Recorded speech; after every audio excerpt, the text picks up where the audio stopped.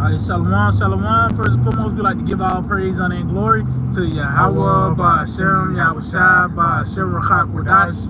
We like to give double honors to the apostles and elders and great millstone. We like to say shalom to the elect that's teaching all word, true faith, and sincerity.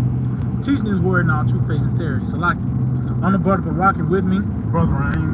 And yeah, we're the Akim from the Great Millstone Church of Birmingham. And what else could we do but prophesy, man? You know, and tell you the things to come. Why? Because this is the will of Yahweh Ba'Shem Yahushua. You know, and as you can see, the trends on the earth, the trend on the earth is prophecy. You know, everything's going according to schedule, man. Matter of fact,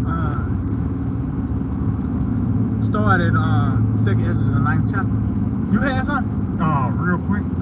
Ezekiel 3:17. Son of man, a watchman. So like the son of man, I have watchmen unto the house of Israel. See, so this we are appointed by Yahweh Ba'Shem Yahushua. That set, he have ordained us to be a prophet unto Israel, man. You know, you got it. Therefore, hear the word at my mouth and give them warning from me. So he commanded to warn you from Yahweh Ba'Shem Yahushua and tell you that these things that's coming on the earth is of the Lord, man. You see? You know, and for you to repent and turn to Yahweh Ba'Shem Yahushua. That's going to be their place of refuge. You know, from storm and rain, because it's drizzling now, and it's only going to increase, man. You see? You know. So you got it a lot. Going this 2nd Ezra 9. Start at verse 1. Go to 2nd Ezra 8, and then start at 61. Then we'll go to verse 9. Going to 9. This is the book of 2nd Ezra 8, and I'm gonna start at verse 61. It says, and therefore is my judgment now at hand. See, the judgment of Yahweh Ba'Shem Yahushua is now at hand. And how this was written in ancient times for it to be read in this time, man. You know, matter of fact, get Isaiah 46 and 10 about the shop. This is the book of Isaiah 46, jumping down to verse 10. It says, Isaiah 46 and 10, declaring the end from the beginning and from ancient times, the things that are not yet done, saying, my counsel shall stand, and I will do all my pleasure. So these things that was written in ancient times was for this moment that we in now. That's why it makes sense. That's why the scripture, and when it says now, it wasn't talking about when Ezra described it. It actually means now. It was a certain season when the book was supposed to be open.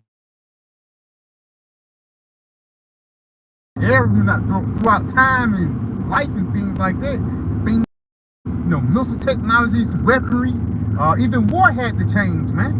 You know what I'm saying? Because we already know biblically that this place is going to end off with nuclear missiles. But what if that was been told to Ezra? There wasn't no such thing as no nuclear missile. The best thing he could describe it as an arrow, or you know, rain, you know, for lack of a better word, a glittering sword. A glittering sword, man. He had to use a parable because it was set in time for that thing to be fulfilled in the future, man. You know.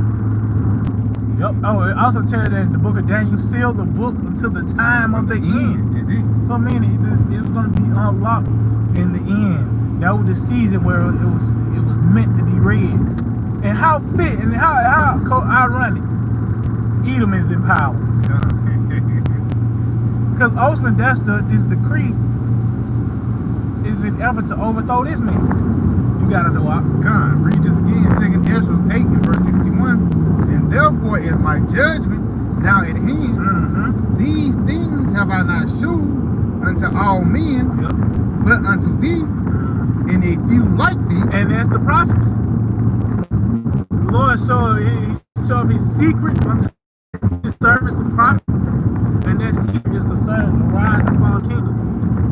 Now the Lord have given us what's in the dark now. The Lord knows what's in the dark.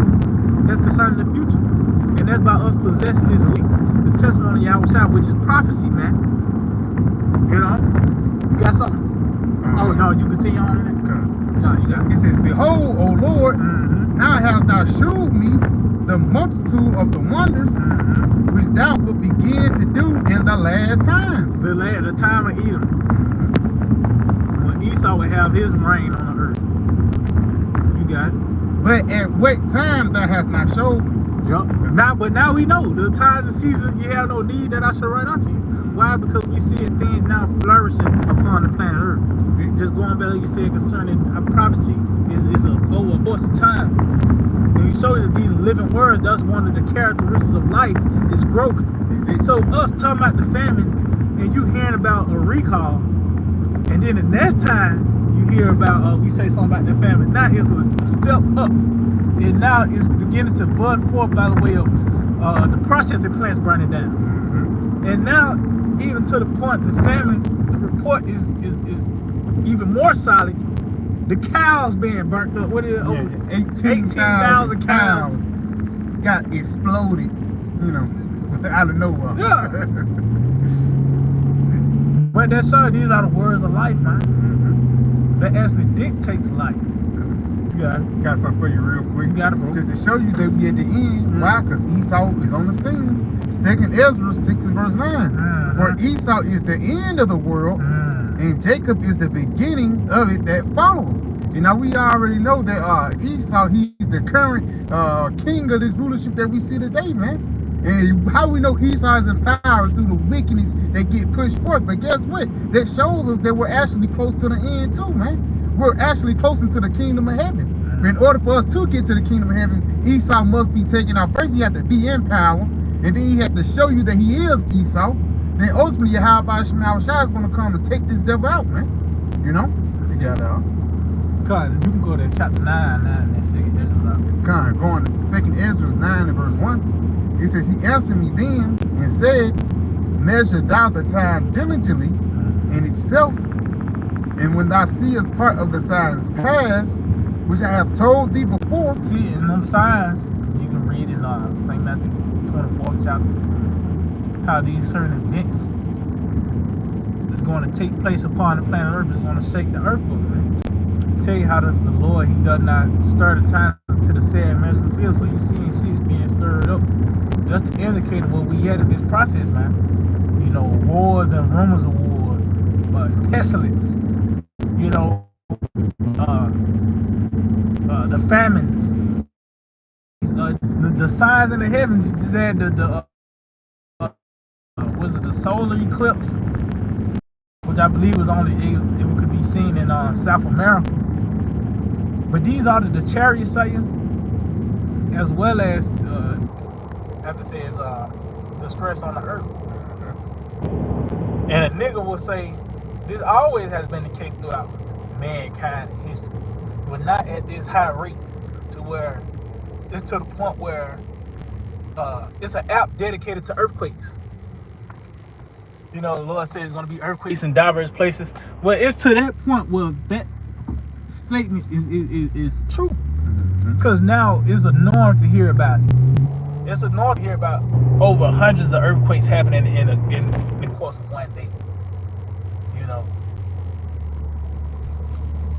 That's you got it. This Ezekiel 7 and verse 5. Thus saith the Lord power, and evil and only evil, behold, is come. Evil and only evil. This is the decree of Yahweh Shema Shai. And that's what it is. Evils. Like an earthquake is a good thing to hear about. Like, that's going to actually help your house get balanced. You know, like I mentioned earlier, the cows burning up. That's going to have an effect. That means McDonald's. Yeah, I mean, yeah. No more burgers. Yeah, steaks. You know, so when all hell breaks loose, when these people is fully taken by, you know, these plagues, wherever they was allotted to, that question is going to be why. We're saying why. We're saying the step is going to lead to these great plagues to take place upon the planet Earth. That step, you know, this process of prophecy, man. You know, yeah, you got it. It's a process, man. You mentioned earlier that all of a sudden plants being burnt down, now the animals are being blown up. So what's going to be the substitution for food then, man? Yeah. You know, People. People. That's what it's finna come down to. Cannibalism in a major way, man. And how fitting, the most obese country in the world, the proudest. These people are the proudest. The nigga ain't his shit in a negative, and he's still talking shit. So what's gonna fix this? Famine, plague, tribulation, anguish, death, and destruction, man. You got it up. Con. Ezekiel 7 and verse 6, an end is come. The end is come. See? And, as you mentioned, because these things, the evil is going to be perfected in the end, in the time when Esau is in power. Because guess what? Once this man is overthrown, it's going to be righteousness and peace to dwell on the earth. He even talks about how ultimately those weapons are going to be turned to agricultural tools. You know? So this is the Lord going to throw the kitchen sink at this place, man.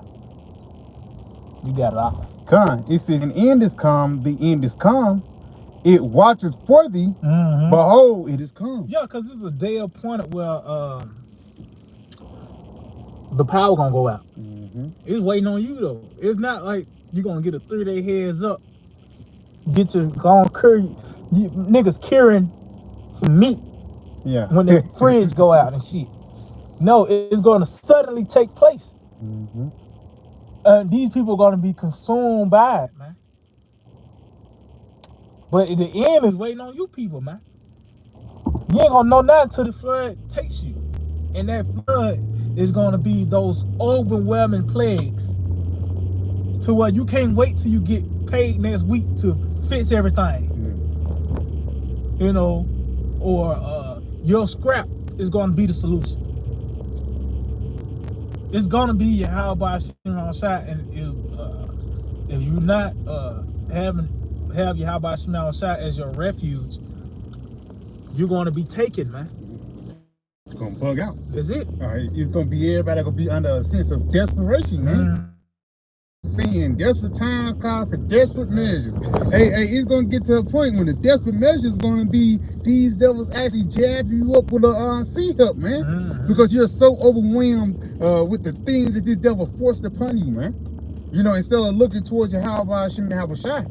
You know, and I got some real quick. You got it, bro. Just going back into times and seasons, man. That's it. Because it's not a time to be relaxed. It's not a time to just chill out. No, man. It's a time to get right. Get on your how about shot good side before all hell break loose, man. That's it. This Ecclesiastes 3 and 1. To everything there is a season and a time to every purpose under the heaven. And you got it. Oh, no, what you want to say? It's a time for it's a place and a time for everything. It's gonna tell you when you continuing on. If I may too, Salaki, going to the times and seasons, that plays out through them rulerships. Let's say because there's a certain purpose that's take place within those rulerships. That's why you read Revelation the 6th chapter, and it talks about how the power was given unto him to take peace from the earth. And you go down in Ecclesiastes, the 3rd chapter, talks about how it's a time of war and a time of peace. So that time of war was when Esau had to be on the scene for that spirit to manifesting his perfection on the earth, as well as that peace. When you read Psalm 72, that's beautiful songs, because it's a song for Solomon, which is our Lord Yahweh, which when you read it tells you that when Solomon's in his power, talks about in all his days, peace will be on the earth, man. You know, so that means Yahweh, he's going to be on the scene. Solomon, peace. You know, that kingdom, that rulership will bring forth that purpose under the sun. You know, you got to come jump down. Yeah, okay, I like you. All right, Ecclesiastes 3 and 8. A time to love and a time to hate. A time of war and a time of peace. You got it. Okay, come. Just what you meant. It's a certain vibration upon the planet Earth, man. Because in order for that peace to come, war have to come, man. And that's what the Lord's finna get ready to do. And the righteous, he's finna get ready to make war with the nation of Esau, man. You know, and that's why everybody is coming into a desperate state now, especially Esau. This NWO, like the elder brother always say, it's not a sense of luxury. No, it's a sense of desperation, man. This guy, he's gonna get ready to use all the plays in his playbooks, bring out all his different technologies to try to hold on to his kingdom, man. You know, again, like we just mentioned earlier, it's all about rulership, man. And Esau can see his rulership being taken away. He can see that this rulership is going to be transferred into righteousness and peace. So he's going to do the most to try to, you know, fuck things up, for the lack of better words, man. You know, you got it, though, huh? Well, it's going to say he knoweth he have but a short time. So meaning what? Now he's going to react. And it's going to be based off his instincts, how he always was able to get out of the situation. His blessing, the sword, tells he shall live by the sword. And one of those words for live, when you read it in the blue letter, it says to grow. So this is how this man was able to prosper and everything like that. You know? But that's how he's going to come down with great wrath. That's why these laws and legislations is being lined up to justify him. And you know, bringing forth these things, man. Kai, you got some more? Can I go back to 2nd Ezra? Yeah, go to 2nd Ezra 9, and then yeah, just continue on. We'll just wrap it up on that. Kai, 2nd Ezra 9 and verse 2. It says, then shalt thou understand that it is the very same time wherein the highest will begin to visit the world which he made. See, so as we see these things transpire throughout the planet Earth, we understand that this is that time that the Lord was going to visit this and said the world he made, and there's ain't the talking about the earth itself. That's a certain time too on the earth. Say who made the worlds? Yeah, Yahweh made the worlds. So what world you talking about now? The world of Edom, when you read Jeremiah the 49th chapter. You know? You got it. Therefore, when there shall be seen earthquakes. Seen? That's part of that process and that growth. Because the Lord, Yahweh Shemashah, is known as the husbandman. So meaning now it's patience involved. It's a process. You know? It's steps. You got it. God. He says, when thou shalt be seen earthquakes and uproars of the people in the world, then shalt thou well understand. So you're going to well understand, meaning what? As we hold fast to the testimony of Yahweh Shai, which is the true light, as time goes and get closer to that perfect day, things becoming more and more clear. You know, these are the Edomites. As this man passed another LGBTQ XYZ law. These are the Edomites, as you see this man, because he's always involved in some war. As you see now, the thing is that Russia, Ukraine, you know, you actually got to entertain the idea of World War III. You got to actually entertain the idea of so-called UFOs, which are the cherries. You know, because things now is becoming clearer and clearer. This is what the Lord was talking about. It talks about how that vision was for an appointed time. You know, and then it's going to speak at the end. So meaning, if the vision is speaking, means you're going to see it now. You got it though. They say, I can show you better than I can tell you. That's it. That's it. That's why the Lord said, then you're going to know the honor of the Lord. You got the what? God, I got some real quick. Proverbs 4 and verse 18, going back to that scene. But the path of the just is as the shining light that shineth more and more until the perfect day. You got it. That makes sense, because things get more clear as we get closer and closer to prophecy. 50 years ago, people didn't know who, I say 100 years ago, people really didn't know who the Edomites was. But as we got closer and closer to 2023, people realized who the Edomites were now, man. You know, that's what 2 Thessalonians, then shall their wicked be revealed, man. That's it. And it says what? That they should not come except the wicked be revealed, man. And how he's being revealed through these prophecies, man. Job 9:24, the earth is given to the hand of the wicked, man. the guys, the bankers, the elites who own these different lands and things like that. You know? You got it though, bro. But it's clear now though. Yeah, that's it's being made manifest. It's the reason why the earth is fighting back too. Like it says, going back to the 9th chapter, the earthquakes and uproars of the people. There's a reason why people are bugging up against Esau, because they're not the right ruler. Yeah. It's like you having the shoes on the wrong foot. That pinky toe is gonna say, hey. Yeah. That pinky toe gonna speak up, man. They're gonna be like, hey, bro. Something gotta change, man. Yeah. And that's where we at in prophecy right now, man. We go back to the second Ezra. Go back to 2nd Ezra 9 and verse 4. Again, it says, then shalt thou well understand that the Most High spake of those things from the days that were before thee, even from the beginning. For like that is all that is made in the world hath a beginning and an end, and the end is made manifest. So we here at the end, what we have always inquired and desired, from generations, man. And this is part of the mercy of Yahweh by Shema Shah. Actually, the Lord actually giving us the sight to see it. What they call it, breaking the fourth wall. Okay. We the Lord have revealed us unto reality, which is prophecy, man. And we are at the end. So you got anything else, bro? So yeah, we just hold it edifying, like to give all praise, honor, and glory to Yahweh, Ba'ashem, Yahweh Shah, Ba'ashem, Rakakodash. Like to give double honors to the apostles and elders of Great Millstone. Like to say shalom to the elect that teaches word in our true faith and sincerity. DTA, Bow, soon. Very Tonight. soon.